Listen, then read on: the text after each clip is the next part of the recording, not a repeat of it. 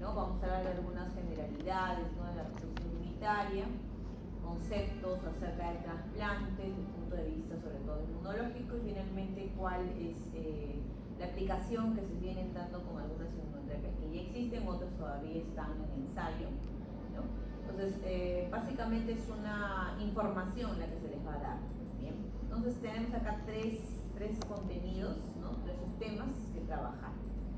Entonces, cuando nosotros hablamos acerca del cáncer, hablamos que el cáncer es una enfermedad, ¿no? Una enfermedad donde vemos que hay un crecimiento incontrolado de células, pero anormales, no normales. ¿Bien? Y estas pueden llegar no solamente a invadir un órgano, sino también diversos órganos a través del sistema sanguíneo o también linfático. ¿Sí? Entonces nosotros tenemos algunos tipos de cáncer, como por ejemplo el carcinoma, que se origina en la piel o en los tejidos, que van a recubrir pues, órganos sobre todo, y por eso aparecen términos como adenocarcinomas, carcinomas de células basales, por ejemplo. También está el sarcoma, ¿no? Cuando hablamos acerca del sarcoma, es aquella que se denomina aquel cáncer que se desarrolla en tejidos más bien conectivos, o sea, llámese huesos, cartílagos, grasa, músculo, ¿no?, y vasos sanguíneos. Se habla netamente de la leucemia viene a ser aquel cáncer que afecta a las células que están produciendo, digamos, sangre en la médula ósea, ¿no? Y en el caso del linfoma y mieloma, son aquel cáncer que se forma a partir de las células del sistema inmunológico, ¿no? Y ya bueno, si hablamos acerca de ese cáncer del sistema nervioso, nos estamos refiriendo que se presenta, bueno, en el cerebro y la médula espinal básicamente, ¿no? Entonces sí, hay aspectos claves, como te dicen, ¿no?, en la inmunoterapia y en el tratamiento, que lo vamos a ver a lo largo del desarrollo de la clase, ¿no? Entre ellas es la respuesta inmune y el tratamiento, ¿no? Es una estrategia en realidad que promete en este caso combatir el cáncer. Las citoquinas, ¿no?, en el caso de las citoquinas, la respuesta inmunitaria, ¿no?, el regular las citocinas, por ejemplo, permite, ¿no?, también generar respuestas antitumorales, ¿no? Otro es bloquear, por ejemplo, digamos, la activación, ¿no?, de la respuesta inmune contra las células cancerosas. Otra es la terapia, por ejemplo, con las células T, ¿no?, que tiene que ver, por ejemplo, trabajar con las células T, pero citotóxicas sobre todo, ¿no?, que son aquellas que se encargan de destruir. Bien. Entonces vamos a verlas en el desarrollo de la clase, ¿ya? Ahora, cuando hablamos nosotros de vigilancia inmunológica, recordamos que vigilancia inmunológica viene a ser un mecanismo que tiene el sistema inmunológico, ¿sí? Es un mecanismo que tiene el sistema inmunológico. Pero ¿qué pasa, no? Antes solo se creía que la inmunología o nuestro sistema inmunológico lo único que hacía era defendernos contra agentes infecciosos, ¿no? Hoy en día se basa en una hipótesis, si bien es cierto, ¿no?, una hipótesis planteada por Mark Farley Burnett y Lewis Thomas en el año 57, donde ellos nos dicen que el sistema inmunológico no solo combate infecciones, sino también elimina células tumorales, ¿no? Entonces, como yo más o menos estaba mencionando ya anteriormente en la clase pasada, sí, o sea, si fuese posible poder verificar si nosotros hemos tenido alguna vez algún tumor, sí es probable que lo hayamos tenido, sin embargo nuestro sistema inmunológico ha logrado eliminarlo, ¿no? Entonces, se basa en la capacidad, ¿no? Ellos dicen, ¿no?, se basa en la capacidad del sistema inmunológico, que ellos identifican, o sea, debe haber algunas células presentadoras de antígeno, y efectivamente lo vamos a ver a lo largo de la clase, ¿no?, la célula presentadora de antígeno, que va a ser la que va a identificar, y bueno, también van a haber células como las células T, por ejemplo, que se van a encargar también de eliminar células mutantes, ¿no?, o células potencialmente pues, peligrosas, antes que desarrollen un cáncer, ¿no? Entonces, este estudio, claro está, se ha hecho en los mamíferos, ¿no? Se ha visto que ha habido mutaciones somáticas que ocurren de manera natural, ¿no?, y la inmunidad en esos casos desempeña un papel muy fundamental en la supresión de aquellas que podrían derivar de la malignidad, ¿no? Entonces, hoy en día por eso se tienen aplicaciones, ¿no?, terapéuticas. bien, porque ya se conoce precisamente que el sistema inmunológico puede hacer ese trabajo contra las células cancerosas. Entonces vamos a ver la inmunoedición del cáncer. La inmunoedición del cáncer, digamos, está influenciado a través de un desarrollo que va evolucionando, ¿no? Y consta de 3 fases. Por ejemplo, la primera fase, que es la fase de eliminación, ¿sí? Y esa es tal cual como también podría funcionar para cualquier enfermedad infecciosa, por ejemplo, ¿no? La primera es la eliminación. Como ustedes están observando, acá el sistema inmunológico está detectando, ¿no? Está el tejido y estos son nuestras células de defensa. Por aquí estamos observando, ¿no? los circulitos rojitos, vemos por ahí azulitos, ¿no? Estos, por ejemplo, vienen a ser las células cancerosas, ¿no? Entonces, el sistema inmunológico, ¿qué hace? Los detecta y comienza a destruir las células tumorales anormales, ¿no? ¿Y quiénes actúan? Los CD8, o sea, los citotóxicos, los CD4, ¿no? Están las NK, las NKT, ¿no? Se consideran todas ellas primeras líneas de defensa inmunológica contra el cáncer, se refiere, ¿no? Y luego de ello tenemos el equilibrio.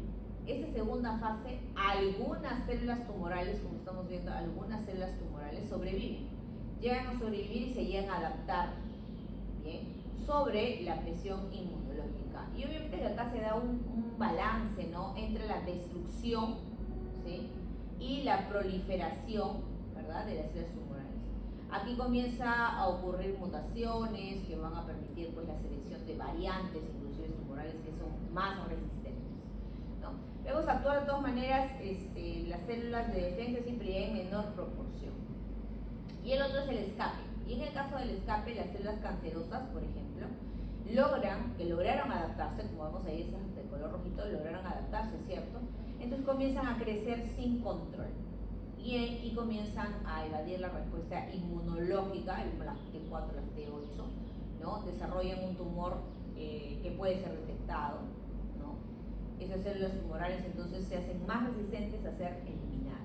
Entonces este es digamos, las fases por las cuales pasaría, ¿no?, un cáncer cuando este ya se produce, ¿no? O sea, si yo veo que ya clínicamente está en mi paciente, quiere decir que ha pasado por esa fase de eliminación, equilibrio, el escape. ¿Cómo se sabe que el sistema inmunológico reconoce la célula tumoral? Bueno, el reconocimiento de las células tumorales en sí por el sistema inmune se basa en 3 tipos de evidencia. Por ejemplo, la primera, por eso que hay que hacer uso, por ejemplo, de la histopatología, por ejemplo, ¿no? Observaciones histopatológicas. Se ha observado muchas veces que hay infiltraciones de linfocitos alrededor de los sitios de los tumores. Entonces es muy fácil, al extraer alguna muestra de tejido, poder observarlos, ¿no? Ganglios linfáticos que también comienzan, pues, a drenar esos tumores, muestran una mejor respuesta inmunitaria, ¿no? Ahora, ¿qué conclusión se llega? Bueno, las respuestas inmunes contra los tumores inhiben el crecimiento, ¿sí? ¿Qué más? Evidencia experimental. En el caso de la evidencia experimental, ¿no?, se hace con animales, ¿no? Los trasplantes, por ejemplo, de tumores, ¿no?, muchas veces han sido rechazados por el animal, ¿no? Y eso que a veces se les hace pruebas y pruebas, ¿no? No solamente una vez, se les somete a 2 veces para ver cómo va la respuesta evolucionando, ¿no? Por ejemplo, se le ponía por primera vez un trasplante, ¿no?, X, él es un Y, pero le ponen un trasplante X, responde inmediatamente, lo rechaza. ¿Cómo responde? Rechazándolo, por ejemplo, ¿no? Pero ya en una segunda vez en los experimentos se observa que cada vez va tolerando, ¿no? También. Sí, se llega a la conclusión del rechazo, ¿no?, como dice, del rechazo tumoral, donde se presentan, pues, características de la inmunidad adaptativa, sobre todo, ¿no? Hay especificidad, hay memoria, ¿no?, que están mediadas, pues, por los linfocitos B, T, por ejemplo, ¿no?, sobre todo los T. Y bueno, finalmente tenemos la evidencia clínica y experimental, ¿no? Por ejemplo, ya acá no se trabaja con animales, sino se trabaja con individuos, por ejemplo, inmunodeficientes, por ejemplo, ¿no? Y ahí se ha observado que hay mayor incidencia precisamente, ¿no?, de ciertos tipos de tumores. ¿A qué conclusión entonces se llega? Que el sistema inmunológico protege contra el crecimiento de tumores, y eso está dentro del concepto de la vigilancia inmunológica.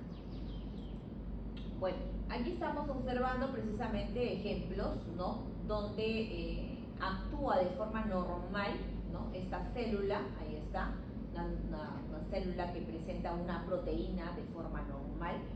Entonces, al presentar una proteína de forma normal, formará un complejo mayor de histocompatibilidad, que bueno, le va a dar sí una señal al linfocito T que todo está bien. En este caso es el T8.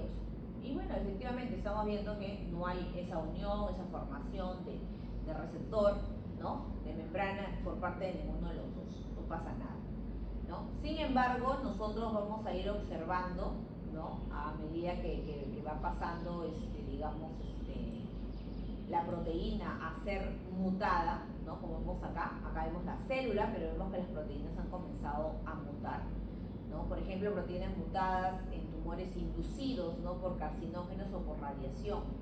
Estas son reconocidas, por ejemplo, por las células T8, ¿no? Están siendo reconocidas. O si no, también pueden ser productos de oncogenes o genes supresores tumorales mutados. Por ejemplo, las mutaciones en la P53, por ejemplo, ¿no? Acá te menciono. Acá la respuesta inmunitaria, bueno, son células T también, TCD8, ¿no? Y también los linfocitos T, digamos, iniciales, ¿no? De la primera línea de defensa, porque hay primeros también linfocitos T que se forman. Ya se había hablado de estos CTL1, CTL2, CTL3. Y bueno, en estos casos, por ejemplo, hay tipos de enfermedades, les dije, como la mutación, ¿no? De la P53, ¿ya? Ahora también está las proteínas propias, pero sobreexpresadas, se dice, o expresadas de forma aberrante, ¿no? Acá está en inglés, ¿ok? Y aquí está, por ejemplo, la tirosina en melanomas, o la GP100 en tumores, ¿no? Entonces aquí, ¿quiénes responden? También la T8 y las CTLs. O si no, también tenemos los virus oncogenes, ¿no? O antígenos virales oncogénicos. Ejemplo, la E6, la E7 y el VPH, que es el virus del papiloma humano, ¿no? En carcinomas cervicales, sobre todo. Y también está el antígeno nuclear de Epstein-Barr, como mencionan acá, ¿no? En linfomas asociados a Epstein-Barr. Y genera una respuesta específica por parte de los linfocitos T8 y de los CTL a la vez. Por aquí estamos viendo la inducción de la respuesta de las células T contra tumores, ¿no? En realidad ampliando lo que se ha visto en la anterior diapositiva, dado que no hay espacio para poder colocar, pero estamos observando claramente la célula tumoral. Ella, como tiene un tumor, un antígeno tumoral, ¿sí? Expresa un complejo mayor de histocompatibilidad, el cual va a generar, por ejemplo, no, esta célula presentadora de antígeno, ¿no? ¿Qué es lo que va a hacer, ¿no? Al poder observar esa célula que tiene un antígeno tumoral, ella lo que va a hacer es fagocitar, como vemos aquí, ¿no? La ha fagocitado a la célula. Entonces, ¿ella qué hace? Ella también formará en su superficie un complejo mayor de histocompatibilidad, el cual será presentado a los linfocitos, a ambos linfocitos, ¿ok? Ambos linfocitos reciben la información, pero tú debes de recordar que para que exista una correcta, digamos, respuesta inmunológica, se necesita de una segunda señal, que son la coestimulación, ¿no? Por parte de las células B o por parte de las células T, ¿ok? Y sabemos también que por parte de las células T4, estas van a comenzar a liberar citocinas que van a promover también a los linfocitos T a dar la información a ese fagocito, o sea, a este APC, a tener que provocarle la muerte, ¿no? Entonces, oye, pues es tal cual cuando hay alguna infección, es lo mismo. O sea, cuando hay una célula infectada, eso es lo que pasa, ¿no? Viene la célula presentada de antígenos, se lo presenta a las células T, ¿no? Y eso es lo que va a pasar, efectivamente. Destrucción, ¿no? Del macrófago en este caso, ¿no? De la CPA, ya que se ha fagocitado al microorganismo. ¿Pero eso por qué? Porque había una tercera señal que son las citocinas que se han provocado. Recuerda que las citocinas aumentan, ¿no? La respuesta inmunológica. Estos son algunos mecanismos de escape de las células tumorales. Las células tumorales han desarrollado también estrategias para evadir el sistema inmunológico y evitar también ¿no? la eliminación por parte de las células T. Entonces hay mecanismos, por ejemplo, tenemos pérdida del antígeno tumoral, ¿no? Entonces hay algunas, por ejemplo, variantes tumorales que dejan de expresar el antígeno tumoral, ¿no? Que servirían en este caso para reconocer el sistema inmunológico, ¿no? La consecuencia, ¿cuál es? La consecuencia en sí es la falta de reconocimiento, ¿no? La falta de reconocimiento por parte de las células T, lo que va a permitir que las células tumorales se vayan a la respuesta inmunitaria, ¿no? Segundo, se observa pues las mutaciones en las moléculas del complejo mayor de histocompatibilidad. Ahora, bien. Entonces, algunas de las células tumorales reducen o eliminan la expresión del complejo mayor de histocompatibilidad, por ejemplo, del tipo 1, ¿no? Lo que impide que los linfocitos T8, por eso que no lo reconocen, no reconozcan en este caso al tumor. La consecuencia, bueno, estamos viendo falta de reconocimiento de la célula tumoral, lo que permite la supervivencia y la proliferación de esta célula tumoral, ¿no? Y bueno, también estamos viendo en esa tercera imagen, ¿no? Nos dicen acerca de la producción de moléculas inmunosupresoras, ¿ya? Las células tumorales entonces secretan, como ven ustedes, citocinas inmunosupresoras, como por ejemplo, ¿cuáles? Puede ser la IL-10, puede ser también la TGF-beta, puede ser la PDL1, por ejemplo. Estas que vienen a ser estas citocinas inmunosupresoras, bueno, ¿qué provocan? Inhiben la activación de ¿quién? De estas células T y de otra cualquier respuesta inmunológica. Entonces, la consecuencia, como te mencioné acá, es inhibición de las células T, ¿correcto? Inhiben las activaciones de las células T, lo que va a permitir el bloqueo, ¿no? De la respuesta antitumoral. ¿Sí? Entonces, ¿hay estrategias? Sí, a partir de repente no expresar, ¿no? El antígeno, otro, no expresar el complejo mayor de histocompatibilidad, ¿no? O simplemente o mutar, ¿no? También variar el complejo mayor de histocompatibilidad, o simplemente no presentar el complejo mayor de histocompatibilidad, o simplemente utilizar citocinas inmunosupresoras, ¿no? Son estrategias que han adquirido las células tumorales. Pasemos hablando del trasplante. ¿Ya? Vamos a ver acá el trasplante, es un proceso pues, de transferencia de células, de órganos o tejidos, lo cual le llamamos injerto a nosotros, ¿no? De un individuo que es donador a un individuo que va a ser el receptor. Y el objetivo es que se restaure una función biológica, ¿no? Tipos de trasplante, los tipos de trasplante, como ven ustedes, está el autólogo. El autólogo es el trasplante que se realiza al mismo individuo. ¿Cómo es eso? Bueno, sobre todo sucede en los injertos de la piel, ¿no? Puedes haber tenido de repente alguna quemadura, ¿no? O de repente trasplantes, digamos, de médula ósea, ¿no? Propia después de una quimioterapia, ¿no? Se puede hacer uso también de esas, ¿no? Hay algunas personas que, bueno, sí, pues, ¿no?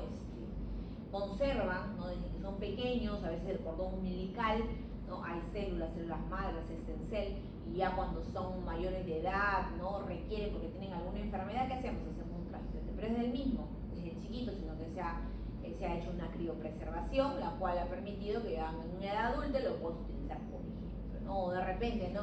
Yo me quiero operar aquí mi lunar que yo tengo aquí en mi nariz, ya, ¿qué es lo que hago? Me sacan un pedacito de tejido de la oreja, de la parte de atrás, me lo colocan, ¿ya?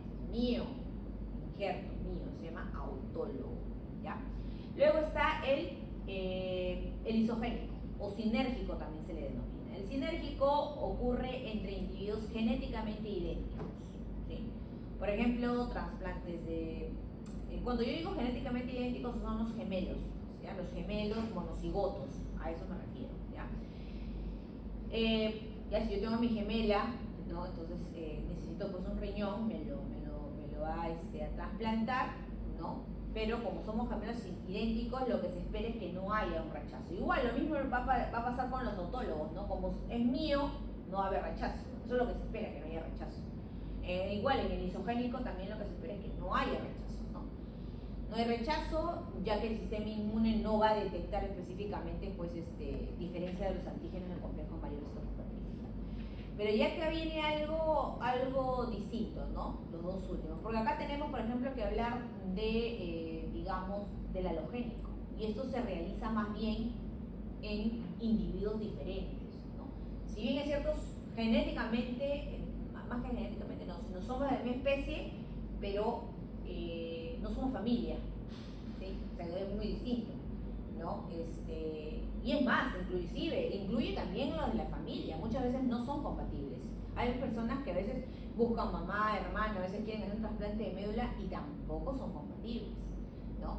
Entonces, dejémoslo así, ¿no? Cuando hablamos de halogénico, somos de la misma especie, ¿sí?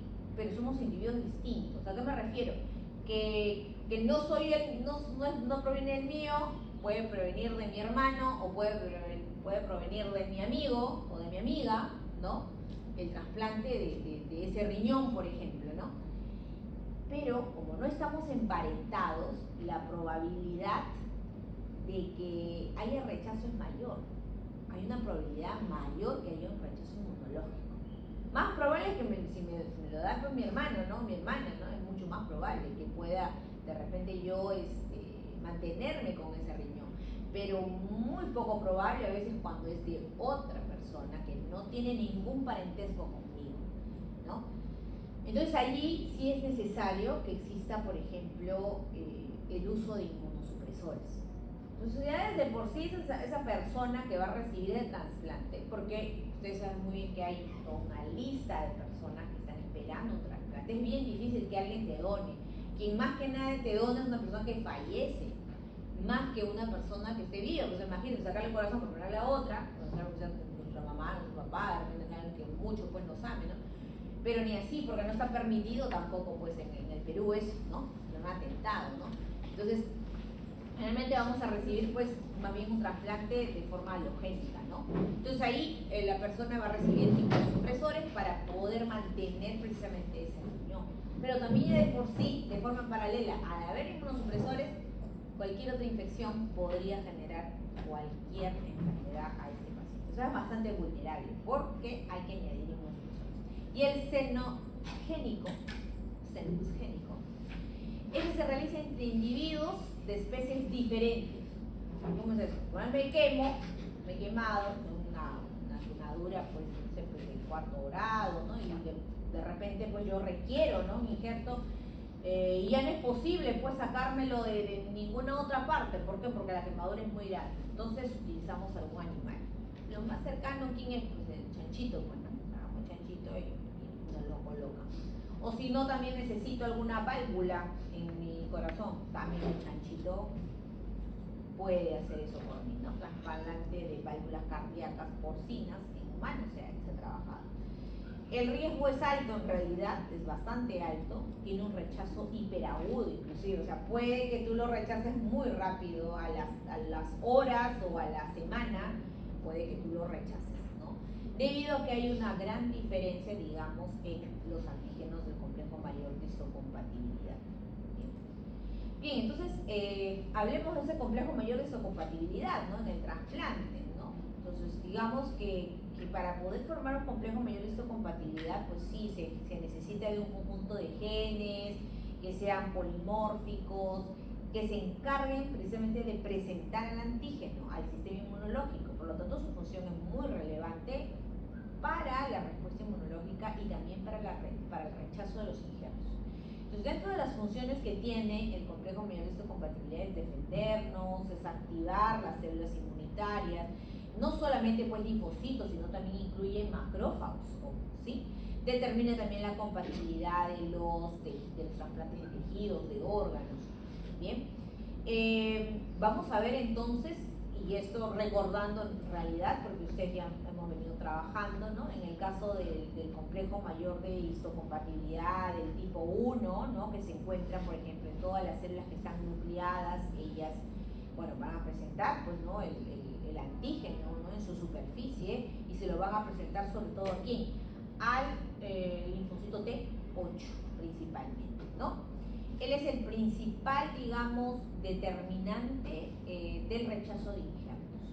Luego está el complejo mayor de histocompatibilidad del tipo 2. Esto se expresa en células presentadoras de antígeno como macrófagos, células dendríticas, linfocitos B.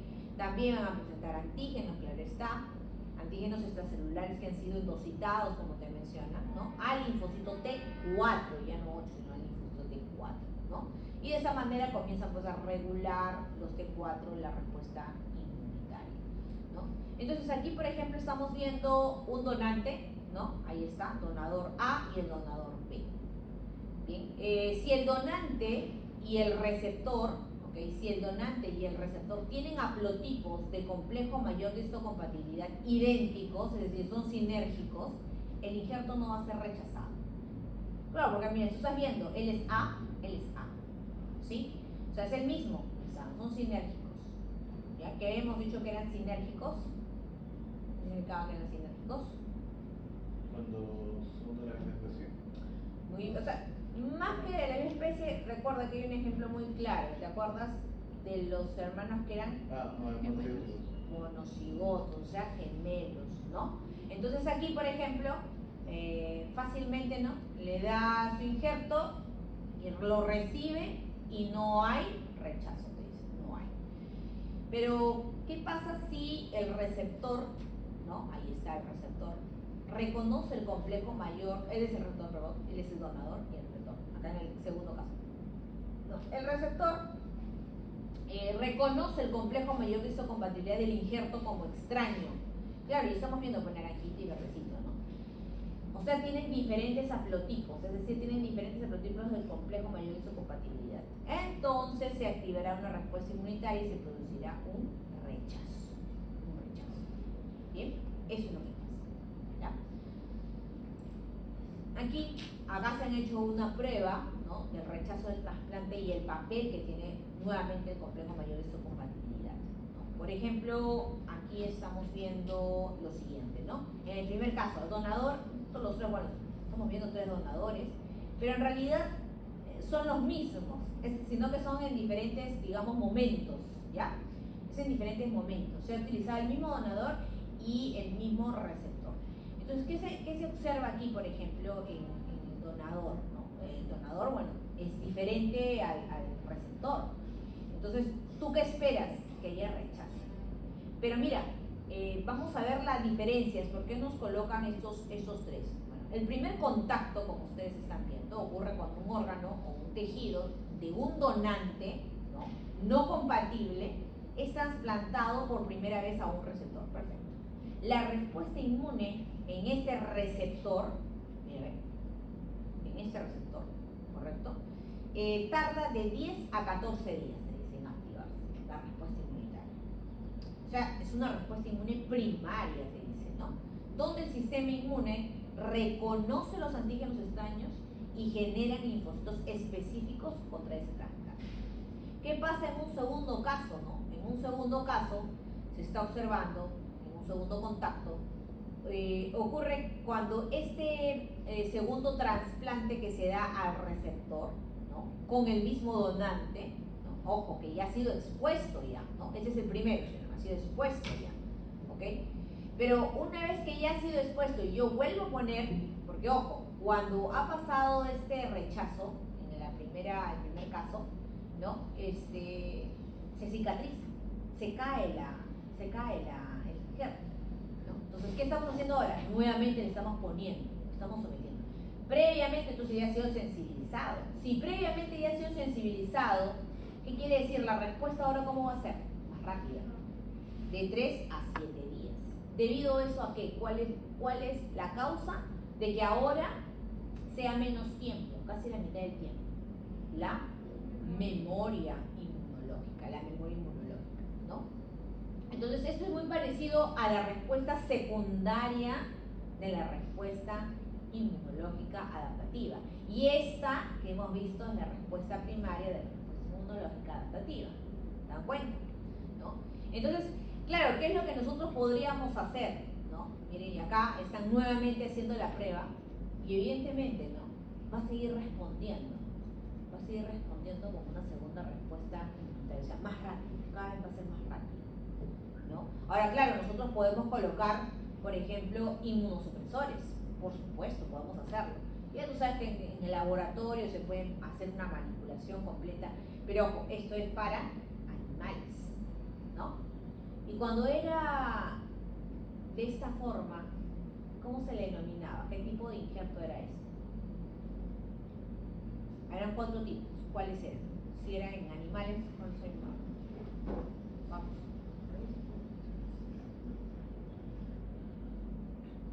¿Qué dicen cuando es con animales? ¿Halogénico o xenogénico? Muy bien, xeno. Bien, cuando un órgano o tejido es trasplantado, entonces dijimos el sistema inmunológico receptor, ¿no? Lo reconoce como extraño y desencadena respuesta inmune, ¿no? Y se sugiere para ello pues varios pasos, ¿no? Entre ellos tenemos, por ejemplo, la migración, ¿no? De los complejos, de los CPAs, ¿no? Del injerto a órganos, digamos, linfoides secundarios, ¿no? Las células penetradoras de antígeno, que es lo que hacen, presentan al antígeno del donante, viajan hacia los ganglios linfáticos del receptor, los presentan a los antígenos del injerto, a los linfocitos T del receptor, ¿no? Que eso ya lo conocemos, ¿no? Y pues se activan las células T efectoras, como las T4, ¿no? Las T8, desencadenando una respuesta inmune contra el injerto, ¿no? Eso es lo que está acá manifestado en realidad, ¿ya? Porque cuando te hacen un trasplante, te hacen trasplante con todas las células presentadoras de antígeno del mismo donante hacia el receptor. Y el receptor tiene que responder, ¿no? Y obviamente que al ver este trasplante haberse dado del donante al receptor, bueno, las células presentadoras de antígeno van a viajar por el torrente sanguíneo, por la linfa, ¿no? A presentar a estos extraños. Y obviamente va a haber, como les dije, una respuesta inmunológica y por lo tanto puede generarse daños, ¿no?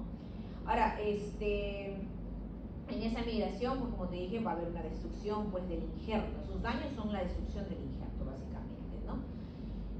Lo que puede llevar pues a un rechazo total precisamente del trasplante. Ahora, en A, por ejemplo, estamos viendo el reconocimiento de aloantígenos, ¿no? El sistema inmune del receptor reconoce a los antígenos, ¿no? Es decir, a los antígenos del donante, ¿no? Mediante los mecanismos de reconocimiento directo, ¿bien? Que es este caso, ¿bien? Y también de reconocimiento indirecto. Si es de forma directa, ¿no? Acá estamos viendo las células T del receptor, reconocen de forma directa al complejo mayor de histocompatibilidad del injerto en las APCs del donante.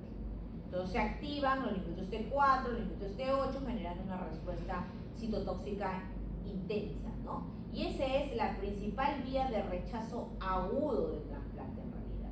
Luego está el reconocimiento indirecto, donde las APCs del receptor procesan y presentan los fragmentos del complejo mayor de histocompatibilidad del donante. Se activa principalmente una respuesta mediada por linfocitos T4, no del T8, sino solo del T4, y se promueve lo que es la inflamación y el rechazo. Esto es más común en el rechazo crónico, sobre todo. Bien. Bueno, y aquí se detalla un poquito más acerca del reconocimiento del complejo mayor de histocompatibilidad en el trasplante, ¿no? Entonces, el sistema inmunológico del receptor puede reconocer, como hemos dicho, el complejo mayor de histocompatibilidad del donante, por lo tanto, eso se denomina halogénico, ¿no? Como extraño, desencadenando una respuesta inmunitaria que se traduce en un rechazo al trasplante. Existen 3 formas, como ven aquí. El reconocimiento normal, si se llama normal le decimos autólogo. Esta es una respuesta inmune normal donde los linfocitos T reconocen péptidos extraños que están presentados en el complejo mayor de histocompatibilidad propio, ¿no? Acá hay una selección negativa en el timo que previene que los linfocitos T reaccionen contra el complejo mayor de histocompatibilidad propia. Entonces, el linfocito T se da cuenta, ¿no? Que el complejo mayor de histocompatibilidad tiene las proteínas, que bueno, en realidad son propias, por lo tanto, acá no va a pasar nada. Por eso dice que acá está normal. Pero, ¿qué pasa en una aloreacción? ¿No? Ahí está, reconocimiento, directo, en la figura B.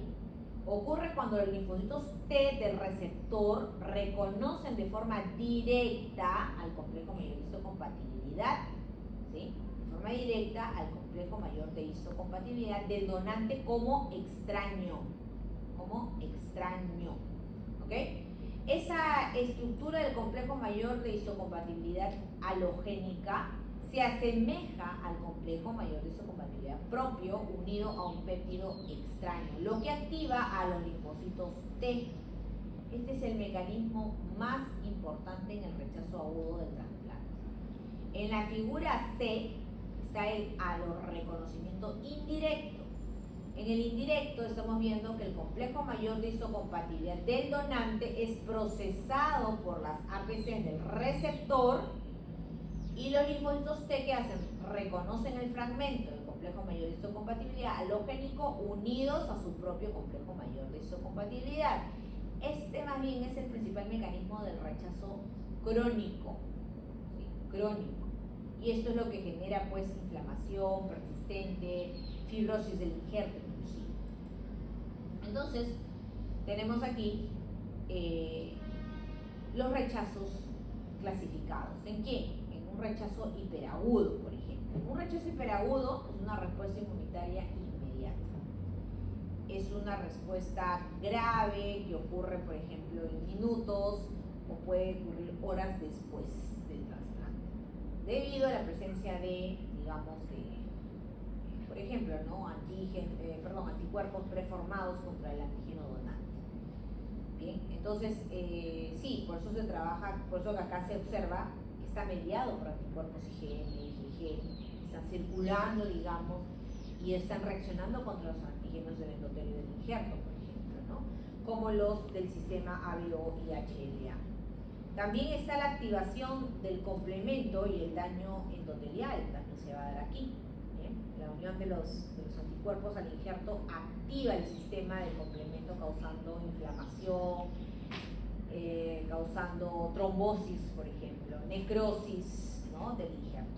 También se produce una isquemia severa, ¿sí? También puede darse una isquemia severa debido a la obstrucción de los vasos sanguíneos, llevando a la muerte tisular en poco tiempo. ¿Sí? En el caso de del agudo, ¿no? Del rechazo agudo, es una respuesta inmunológica que ocurre en una semana o después del trasplante y está mediada también por el sistema inmune adaptativo. Los eventos es el tiempo de aparición, que ya lo acabamos de hablar, una semana o puede ser también hasta varios meses, ¿sabes? Después del trasplante.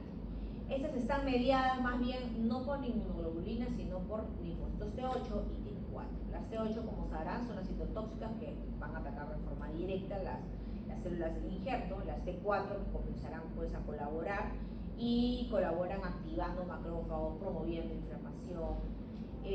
Sí, porque sabemos de que cuando hay esta función del linfocito T4 también puede haber una activación de los linfocitos B, los cuales van a provocar o promover también la activación, digamos, o la función efectora del linfocito B, que es producir los anticuerpos a partir de las células plasmáticas, ¿no? En algunos casos los anticuerpos generados después del trasplante van a contribuir precisamente a la lesión del injerto. En el caso del rechazo crónico, ya ese es un proceso de deterioro progresivo del injerto. Esto ocurre de 6 meses a más de un año después del trasplante. Es una de las principales causas de falla tardía del injerto en sí. El tiempo de aparición, como te dije, entonces 6 meses a un año o más post-trasplante. Es lento, es progresivo, difícil de revertir, mediado por inflamaciones crónicas, involucra respuesta inmunitaria inflamatoria, persistente, ¿no? Con activación de linfocitos T4, que se diferencian en TH1, también activación de los macrófagos. Hay liberación también de citocinas proinflamatorias que promueven pues, el daño estructural, alteración de arterias, de vasos sanguíneos, o sea, una vasculopatía crónica. Se produce también proliferación de células musculares lisas en los vasos del injerto y causan también probablemente una arteriosclerosis progresiva. Por aquí estamos viendo algunos fármacos, ¿sí? Inmunosupresores. Si bien es cierto el estudio de este tema, ¿no? Con respecto al trasplante, ¿no? Depende mucho, digamos, el que tenga un éxito, un trasplante depende mucho del control de la respuesta inmune del receptor receptor, ¿no? Entonces, para prevenir nosotros el rechazo del injerto, los inmunosupresores, como vemos aquí, bloquean en diferentes etapas de la activación de las células T, ¿no? Porque como sabemos, para que una célula T sea efectora, primariamente tiene que pasar que la célula presentada de antígeno identifique al extraño. Luego hay otra fase donde esta va a manifestar el antígeno en su superficie y que luego ella formará un complejo mayor de histocompatibilidad y luego migrará hacia donde están los órganos linfoides y se los presentará. Otra fase más, ¿cuál es? Cuando el linfocito T reconozca este complejo mayor de histocompatibilidad que es de un extraño, ¿no? Entonces hay varias fases, por lo tanto es importante recordarlas. ¿Por qué? Porque estas drogas están elaboradas en base a esas fases, ¿bien? Entonces por ahí vemos, no sé, a ver, vemos la ciclosporina, de repente uno que es bastante conocido, la ciclosporina lo que hace es bloquear la activación de las células T al inhibir, ¿no? la calcineuria, calcineurina, perdón. Está en inglés, ¿no? Calcineurin dice acá, pero en español es calcineurina, ¿okay? La cual va a impedir la producción de las interleucinas del tipo 2, se dice. Va a impedir la producción de interleucina 2 y con esto va, digamos, activar un factor de transcripción. Es de uso clínico bastante utilizado en la prevención del rechazo más bien agudo, ¿sí? Del rechazo agudo. Entonces, lo que va a hacer es inhibir la proliferación del linfocito al bloquear la síntesis de guanina en el ADN, ¿no?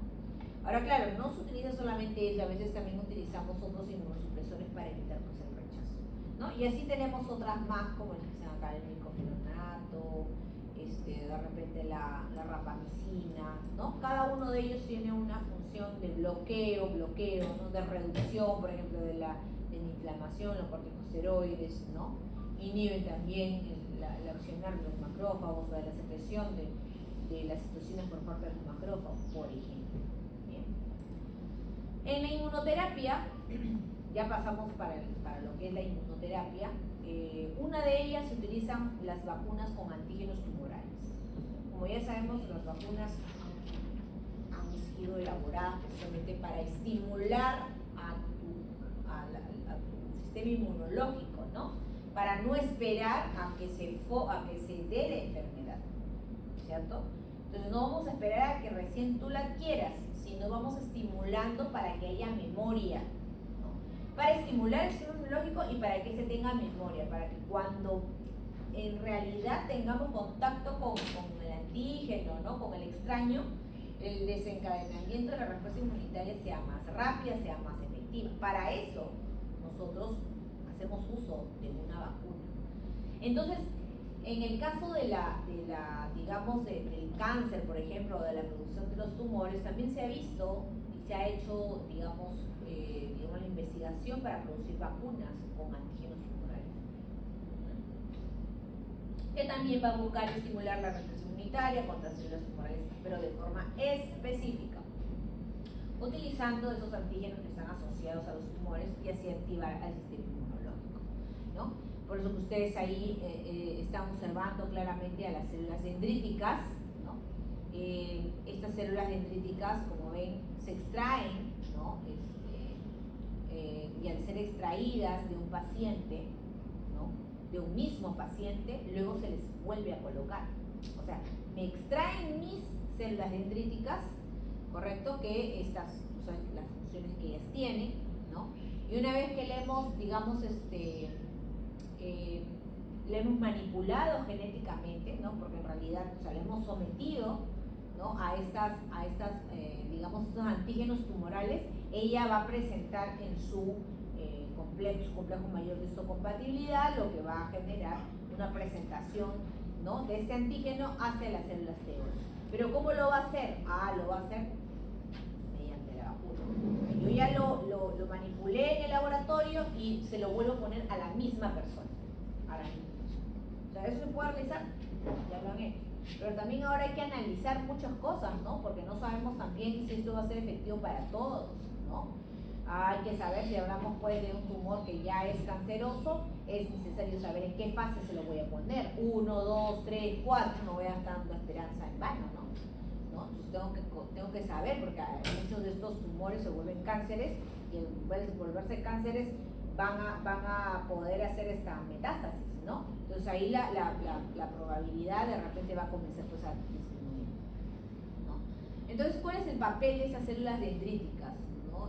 Bueno, el papel principal es presentar los antígenos, ¿no? Modular la respuesta inmunológica contra el cáncer, ¿no? Entonces, digamos, ¿no? Nosotros lo que hacemos es utilizar células CPAs, o células dendríticas inmaduras que secreten, por ejemplo, interleucinas, ¿no? Que son de la familia CCL, CXL, por ejemplo, ¿no? Para que estas puedan madurar a la célula dendrítica. Sí, es importante. O sea, que pasen de un estado de maduración, de un estado de inmaduro, pasen a un estado de maduración.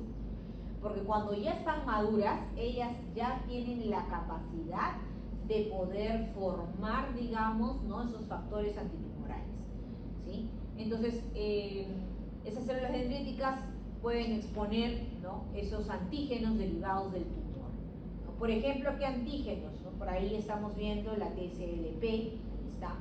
En realidad, la TSLP es sus siglas se refieren a linfoproteínas del timo estromal. Eso significa, ¿ya? Entonces, ¿esto qué hace? ¿Qué hacen estas proteínas? Estas proteínas favorecen la maduración hacia la respuesta del linfocito T, TH2, suprimiendo la respuesta antitumoral. Entonces es importante, ¿no? Es importante para suprimir la respuesta antitumoral. La IL-13, por ejemplo, que la vemos por aquí, ella promueve el desarrollo del tumor a través de la activación de macrófagos, ¿no? La EGF es el factor de crecimiento epidermal, que estimula el crecimiento tumoral. Bueno, y en el caso de la interacción que se está dando con los linfocitos T, eso va a depender también pues de la señalización recibida por parte de las células dendríticas, que pueden activar o suprimir también la respuesta de las células T. Entonces, como vemos, es todo un ciclo que se requiere, ¿no?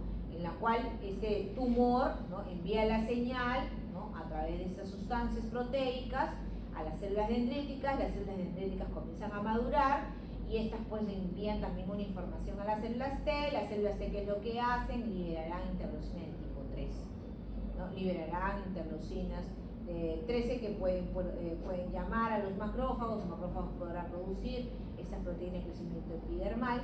Entonces, oye, pero parece que esto fuera todo favorable. Claro, parece todo favorable, si no hubieran enfermedades, pues hay casos en los que son favorables. Por lo tanto, ¿por qué entonces nos hace ver esto? Les hago ver esto porque el trabajo está aquí, en las células dendríticas. Si nosotros logramos conocer bien el comportamiento que tienen las células dendríticas, esto podríamos ir inactivando. Suprimir el hecho de la producción de la IL-13, suprimir el hecho de que el macrófago produzca la EGF. ¿Por qué? Porque eso es lo que está generando que ella aumente, que ella prolifere. Entonces la idea es que eso no suceda. Oye, ella envía una señal para que ella comience pues no a tener cambios.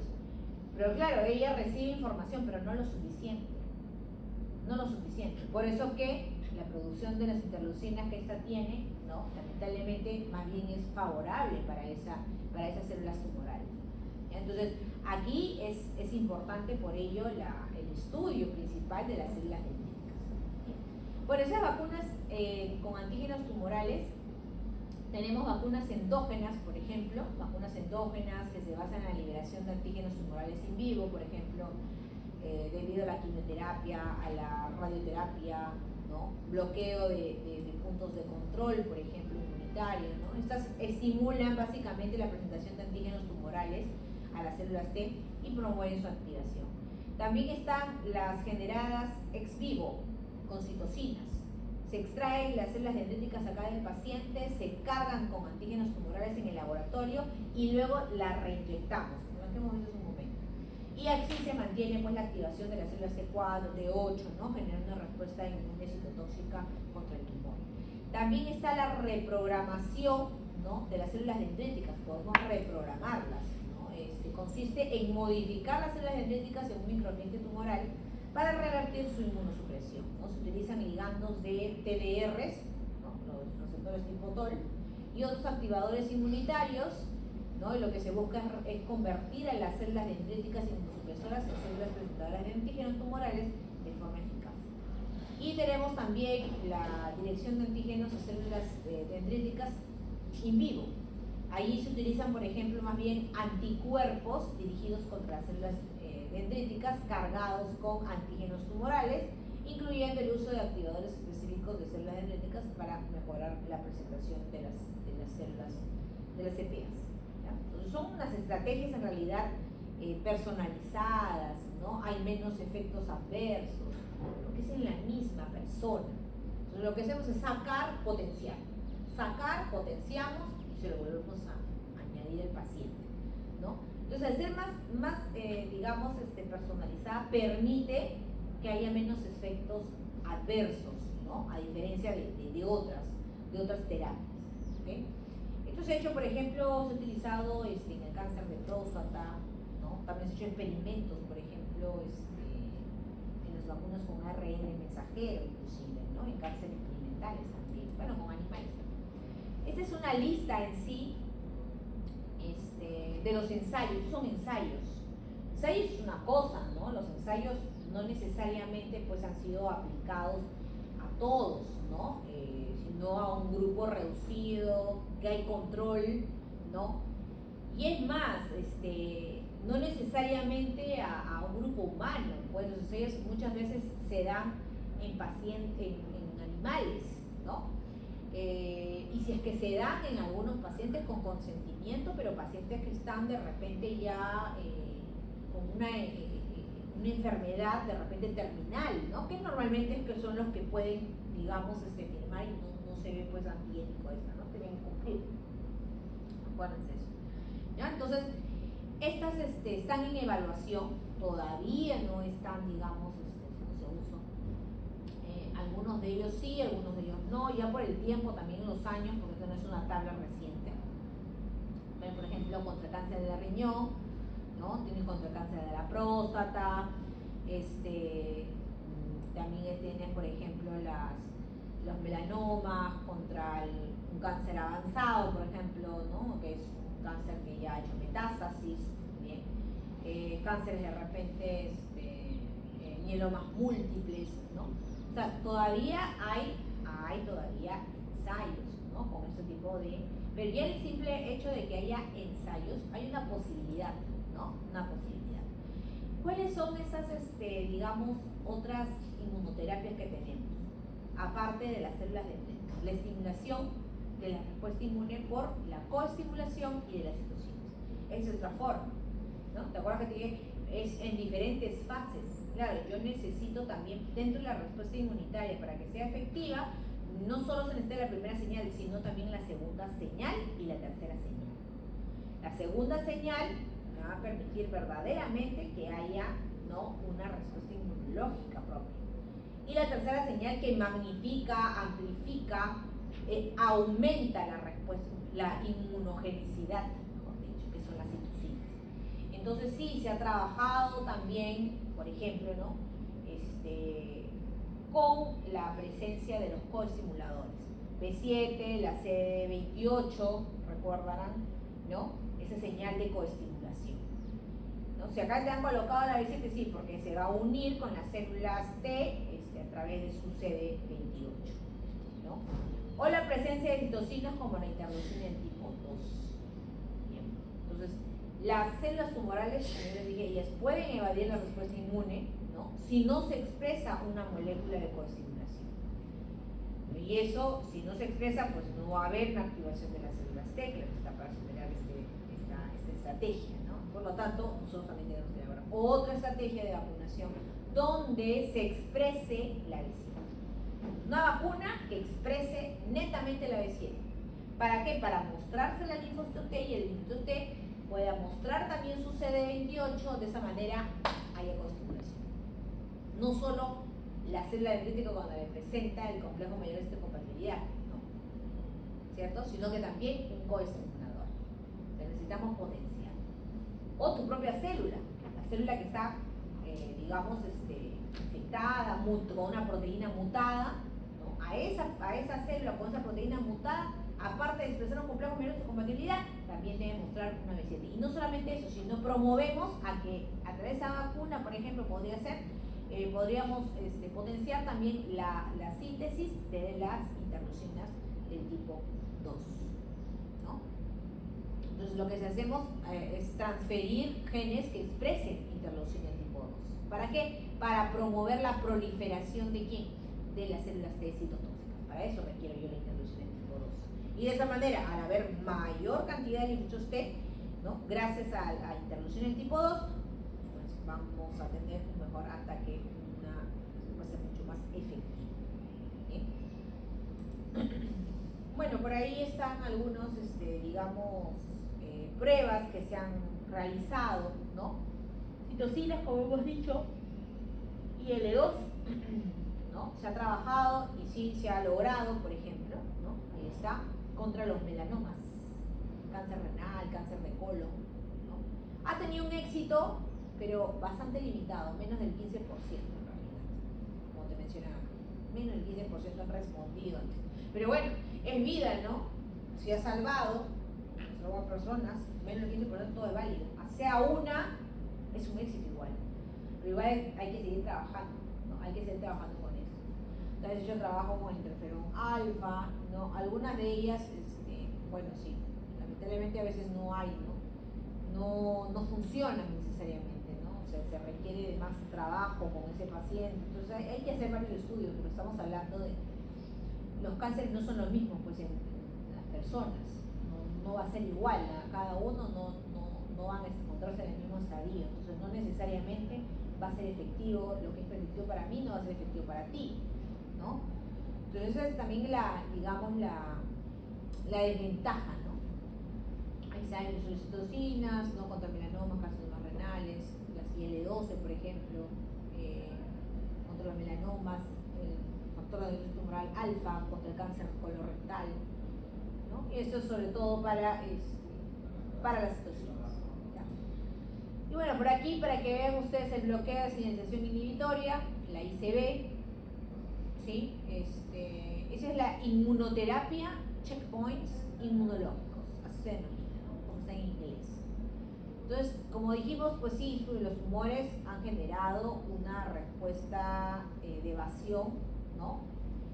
Y lo que hacen es activar receptores inhibidores. O sea, ellos promueven la activación de inhibidores. Y en el caso de nosotros, nuestra célula de defensa, aparte que hay estimuladores y coestimuladores, hay inhibidores.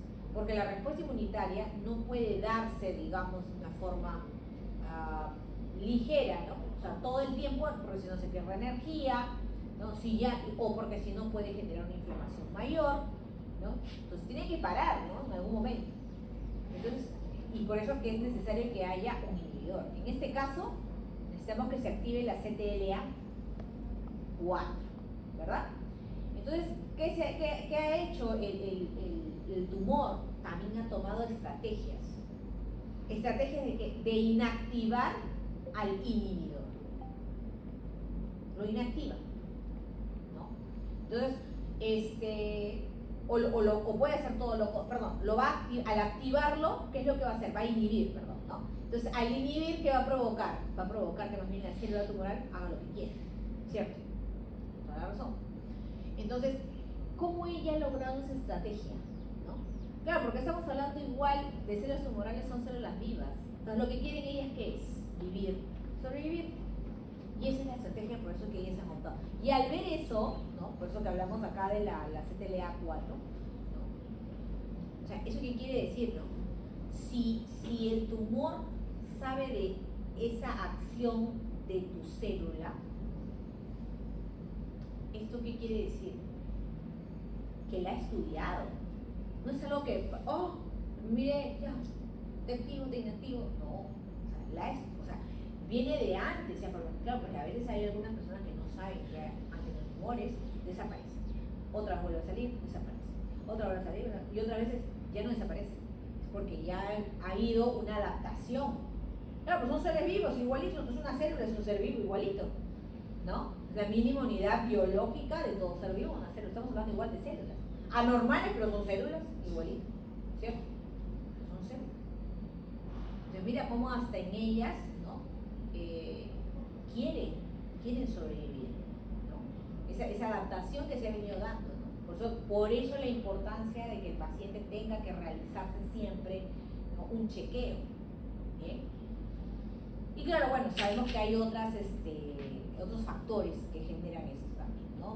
No solamente pues por parte de que mis células un día se puso anormal y ya no, hay factores que intervienen precisamente para esa anormalidad, ¿ya? Entonces, como ven ustedes, hay una serie, no es solamente, ustedes hemos estado estudiando, a este de acá, ¿no? El TCR con el complejo de compatibilidad. ¿Cuál más hemos estudiado? Este de acá, la CTLA4 con la CD80 o CD86, que es la B7, en realidad B7.1 y la B7.2 es esta, ¿bien? La que hemos estudiado también, la CD28, esta es la B7 también, es lo mismo, CD80 es lo mismo que B7, B7.1, CD86, B7.2. Y la CD40L con la CD40, ligada. Entonces, si te estás dando cuenta, ¿y qué pasó con los demás? Sí, hay más, no son los únicos. Es importante que también conozcas, ¿ves? Lo único que te ha dado a ti para que conozcan son 3 de estos, ¿no? Y sus complementos, ¿ya? Entonces, la importancia de que ustedes sigan estudiando, porque tal vez hoy en día puede que se necesiten todos ser estudiados a la vez para poder mejorar, ¿no? Una respuesta inmunológica. Y es evidente que sí se requiere de todos. Solo que el comienzo, el inicio del desencadenamiento es por parte de estas 3 que hemos venido hablando o señalando, ¿ya? Entonces,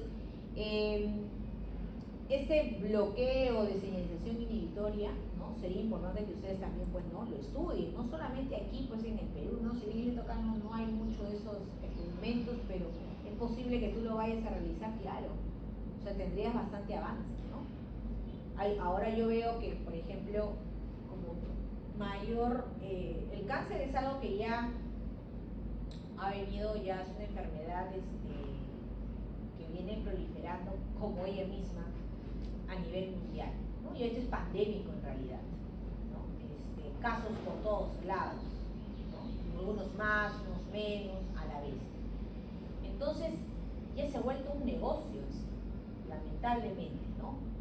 Pero aparecen terapias, esta es una de las tantas, esta es la inmunoterapia, o sea, estamos trabajando con el sistema inmunológico, pero ahora que han aparecido, ¿no? O sea, ahora, esa creo que solo hay una clínica acá que hace esto. Una clínica. Yo recuerdo cuando averiguaba también, pero me desesperaba, me encontraba, había otro, la terapia del muérdago, por ejemplo, con plantas, ¿no? No hay nunca cupos. Y llegar a que te hagan una inmunoterapia, hay una fila esperando. Porque son pocos que están. Hay dinero que, claro, porque hay que pagar investigación, ¿no? Algo que no estamos acá en el Perú acostumbrados, pero que aquí va a haber más. Hay muertes por cáncer, lamentablemente sí la va a haber por todo este problema que tenemos con el estrés, y porque lamentablemente las oportunidades a veces son tan menores que nos estresan, pues entonces estamos desesperados, uy, no tengo que estudiar esto, tengo que terminar eso, y a la vez tengo que trabajar, uy, a la vez, y que la sociedad que dice no, que debo tener mi hijo, y que me dice la sociedad no, que yo debo comprar mi carro. Eso ya es un estrés. Y eso también forma parte, porque yo de hecho ustedes tienen que ser multidisciplinarios. Y cuando van a trabajar, no trabajen solos, trabajen en conjunto, porque así van a lograr mejores resultados. No solo, o sea, es buena la especialización. La especialización te permite ser mejor en tu área, pero si tú te cierras en esa área, no vas a poder ver que por otras áreas vas a llegar mejor a mejores resultados, ¿no? Y acá la pena, el dolor, todo eso forma, la preocupación forma esto. Y lamentablemente, bueno, sí, la gente, cuando se hace las terapias, sea tú que vas como médico, que te corresponde, porque ojo, que también hay medicina alternativa, no solamente, o sea, por eso que ustedes tienen medicina tradicional y alternativa, se llama así, el curso, no sé si todavía se diría en esta malla nueva, pero por ejemplo, allí también hacen uso de plantas, no necesariamente pues propiamente esa medicina que se hace en el laboratorio, que valga decir que todas las medicinas que ustedes conocen, las drogas que han sido elaboradas a partir del conocimiento, ¿no?, por parte de la ciencia, han sido elaboradas a partir de animales y a partir de plantas, ¿sí? O sea, los principios activos son sacados de plantas. O sea, si tú me hablas de la aspirina salió del molle, es una planta. Si no, la gente no vendería pues molle, ramas de molle en la calle, ¿no? Las vende porque precisamente se sabe que el principio activo salió de ahí. Que esa ranitidina que tú te consumes o que ese omeprazol que tú te consumes, ¿proviene de dónde? Proviene de los jugos gástricos ¿de quién? De una ranita, por eso se llama ranitidina, que es su verdadero nombre en realidad, que luego ya varió a omeprazol, por ejemplo, que para todos ya lo conocemos y lo utilizamos como uno que te cubre, ¿no?, el estómago para cuando vayas a consumir algún medicamento y no te dañe. Entonces, no nos olvidemos que hay todo eso, pero cuando hay ese problema en cáncer, ya llega un momento en que el médico agota todas las elecciones terapia alternativa. Pero no debería ser así, debería de trabajarse en conjunto. Y esto es una muestra, les digo, ¿por qué? Porque a veces cómo potenciamos, ¿no?, a ese sistema inmunológico, no solamente pues con la medicina, lamentablemente. O sea, con esa medicina de ciencia me refiero, ¿no? Si no trabajen, por eso les decía, sean multidisciplinarios, ¿ya? Por ejemplo, aquí, en este caso, ¿qué estamos viendo? Células dendríticas, ¿no? Vemos ahí, por ejemplo, una célula dendrítica. Vemos también que están participando, por ejemplo, sobre el bloqueo, ¿no? Mira, un anticuerpo sobre el bloqueo de la CTLA4, ¿no? Entonces, esto en realidad todo en conjunto se denomina bloqueo de la CTLA4 con ipilimumab. Este es un anticuerpo, ya más bonito, un anticuerpo monoclonal que está dirigido a la CTLA4. Ella es una molécula que va a inhibir la activación de las células T. Inhibe la activación de las células T. Recuerda que la CTLA4 compite con la CD28, eso ya lo explicamos, ¿sí? ¿Por qué compite? Compite por la unión con la B7 en las células dendríticas, ¿ok? Regulando, ¿no?, de forma negativa la activación de las células T. Entonces, el bloqueo de la CTLA4 por este anticuerpo denominado ipilimumab restaura la activación de las células T, promoviendo una respuesta antitumor. O sea que es una inmunoterapia, pues la inmunoterapia lo que quiere es de que haya un bloqueo por la CTLA. Porque tú sabes que si ella se llega a, digamos, a inactivar, ¿no?, si ella se inactiva, o mejor, si ella se activa, entonces va a haber una inhibición. Y la idea es que no haya inhibición. La idea es que más bien se llegue a activar la CTLA4 y de esa manera, o sea, se bloquee su función y de esa manera la respuesta de la inhibición T sea efectiva. ¿Ok? De eso se trata. ¿Qué más? En la B. En la B, por ejemplo, se está viendo el bloqueo de otra proteína. El bloqueo de la PD1 por la PDL1. ¿Cómo es esto? Esta es la PD1 del linfocito T y esta es la PDL1 de la célula tumoral. ¿Sí? Entonces, aquí se trabaja lo siguiente, ¿no? O sea, ¿cuál es el mecanismo? El mecanismo aquí también es utilizar un anticuerpo. Este anticuerpo, correcto, se denomina, bueno, MDX1106 o un anti-PD1, más bonito. Tiene otro nombre también, durvalumab, así también, durvalumab. Este durvalumab, ¿okay?, que es el anti-PD1, es el anticuerpo, está impidiendo la inhibición de las células T por el tumor. ¿Ok? Entonces las células tumorales, mira como ves aquí, expresan un PDL1 que se uniría a la PD1 en las células T.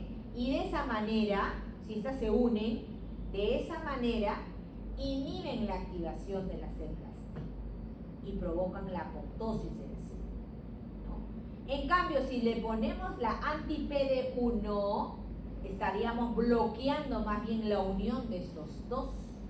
Y así permitiríamos que la célula T, ¿no?, permanezca activa contra el tumor. ¿Okay? En el siguiente gráfico, ¿a quién estamos viendo? Estamos viendo al macrófago. Este macrófago, ¿sí? Este es un macrófago que también tiene la capacidad, ¿no?, de poder, digamos, responder. Pero muchas veces, como les dije, ella lamentablemente puede fagocitar una célula que está, digamos, tumoral, ¿no? Y lamentablemente la utiliza como transportador, ¿no? Muchas veces hemos visto que así evade la respuesta inmunitaria a agentes infecciosos y la utilizan a los macrófagos, ¿cierto? Entonces aquí nosotros estamos viendo, por ejemplo, una proteína en su superficie, la CIRP-alfa, la cual es una proteína de expresión del antígeno del tumor que se habrá consumido seguro durante la fagocitosis, ¿sí? Acá no está la foto por dentro, pero se sobreentiende. Entonces, este macrófago, que también es el CIRP-alfa, que digamos, llamémoslo así, si no estuviera este anticuerpo, se uniría con la CD47, ¿sí? La CD47 es una proteína expresada en tumores, ¿ya? Y esta envía una señal en la cual le dice al macrófago: no me comas, no me fagocites, ¿ok? O sea, es una señal. Entonces lo que yo quiero es que más bien el macrófago no lo fagocite, ¿no? Si yo soy el tumor, yo no quiero que me fagocite, ¿ok? Por eso que le envío una señal. ¿Cuál es la señal? Le envío la CD47, ¿ok? Sin embargo, hay un anticuerpo que se ha elaborado que es el anti-CD47. ¿Y qué va a hacer? Bloquea la señal, ¿sí? Bloquea la señal.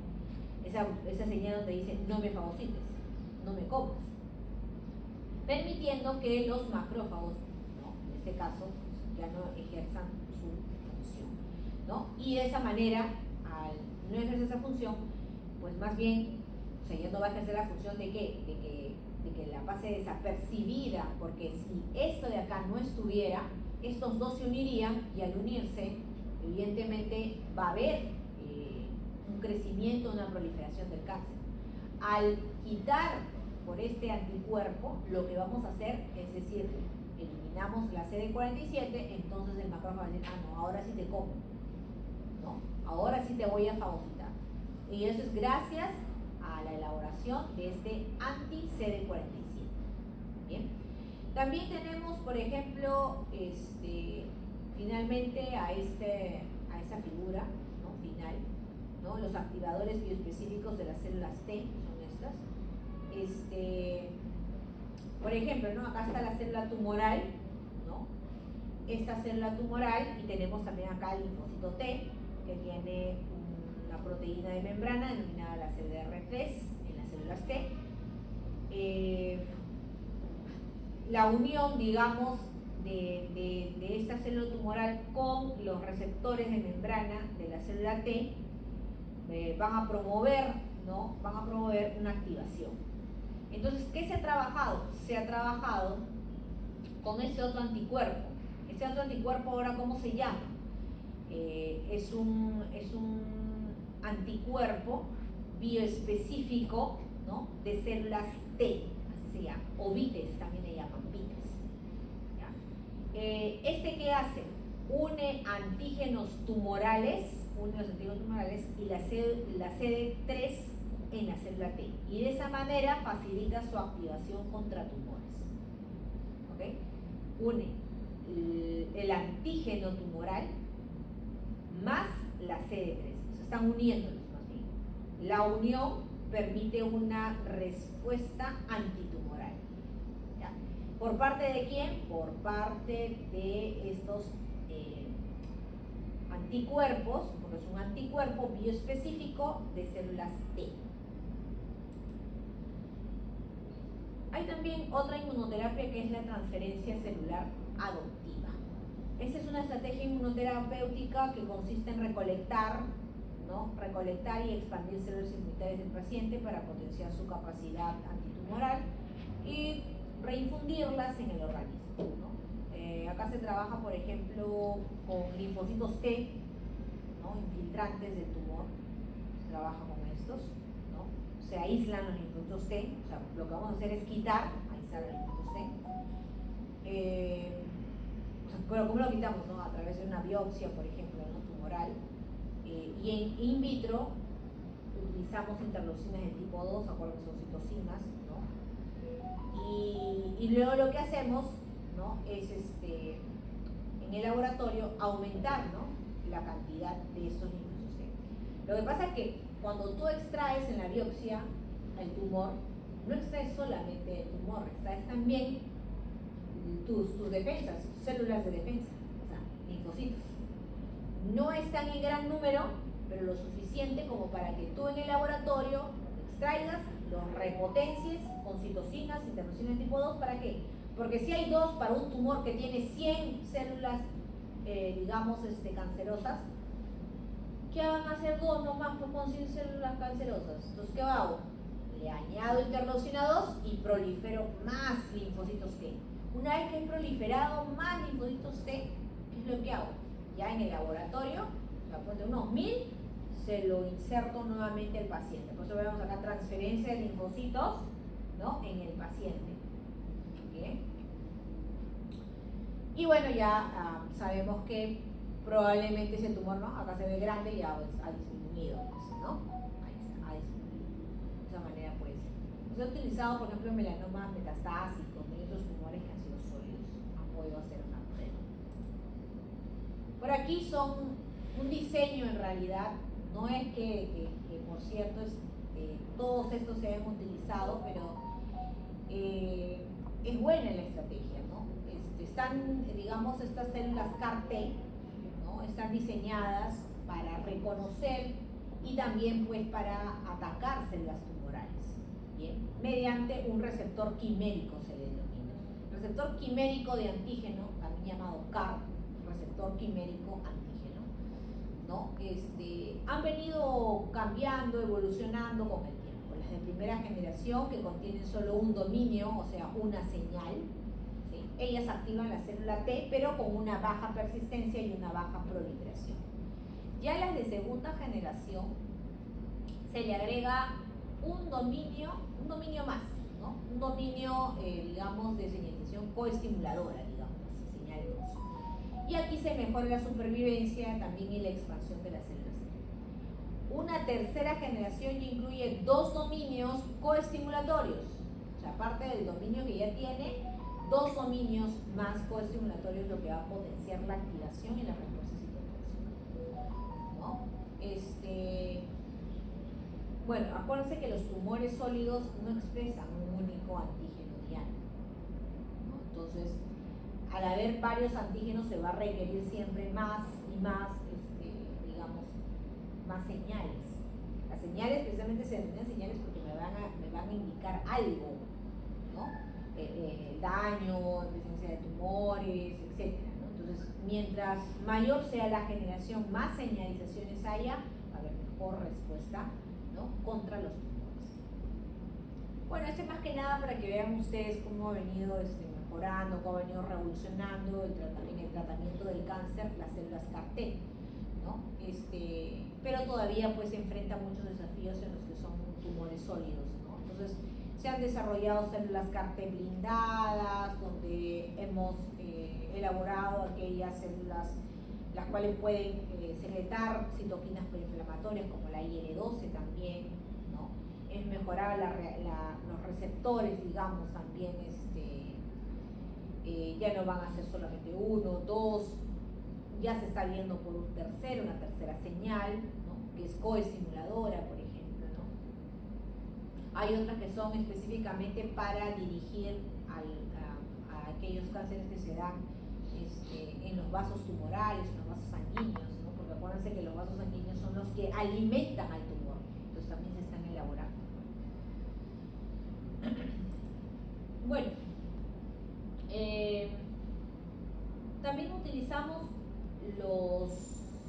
anticuerpos monoclonales, ¿no? Los anticuerpos monoclonales son utilizados en oncología y en enfermedades inflamatorias sobre todo. Algunos tienen una acción directa inmunomoduladora, o sea, regulan, mientras que otros afectan el microambiente tumoral, ¿no? O sea, anticuerpos que lo único que hacen, ya que no avance, ¿no? Y otros que sí pueden atacar, ¿no?, propiamente al tumor. Por eso dice otros que afectan el microambiente tumoral.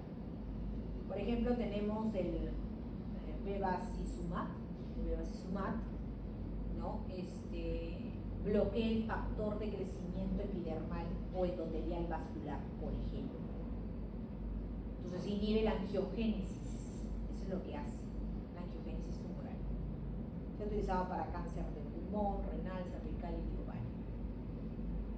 El tocilizumab bloquea la interleucina del tipo 6, que es una citocina proinflamatoria asociada a la progresión tumoral, la IL-6. Se ha utilizado para cáncer al pulmón también, enfermedades autoinmunes como artritis reumatoidea. Y el meplazumab bloquea la CD147, que es una proteína de la inducción de metaloproteinasas y progresión tumoral. Se ha utilizado sobre todo en un posible rol en el cáncer y en COVID-19, modulando la inflamación y la respuesta inmunitaria. Bueno, acá hay una relación, esto es solo como información, de algunas que ya han sido aprobadas y han sido aplicadas clínicamente, ¿no? Como saben, ustedes han venido evolucionando, revolucionando los tratamientos del cáncer, ¿no? Y tienen que pasar por una aprobación de la FDA, claro está. Y hemos hablado de la ipilimumab, que es el anti-CTLA4, ¿no? El nivolumab, que era el anti-PD1, también lo habíamos hablado, ¿no? Y así, ¿no? Hay diferentes, el avelumab, que es el anti-PDL1 también, ¿no? Muchos de ellos han sido ya aprobados por la FDA, ¿ya? Ya hace bastante tiempo, mira, tenemos desde el año 86, por ejemplo, 1986, 92, 2004, 2014, 2011, ¿no? Y esta gráfica debe haber cambiado, inclusive, pero ahora tenemos información hasta el 2017, si mi vista no me equivoca. Y bueno, esto es un resumen en realidad de todo lo que hemos venido avanzando, ¿no?, acerca del mecanismo de acción que tiene la inmunoterapia. Como ustedes saben, sirve precisamente pues para mejorar la capacidad que tiene el sistema inmune, porque el sistema inmune tiene la capacidad de poder enfrentar las células tumorales, ¿no? Pero también al aumentar la capacidad puede reconocer, puede destruir la forma efectiva de los tumores, ¿no? Por eso se hace uso de la inmunoterapia. Bien, no sé si no hay ninguna pregunta, con esto ya terminamos entonces nuestra última clase. Hasta aquí es donde vendría el examen.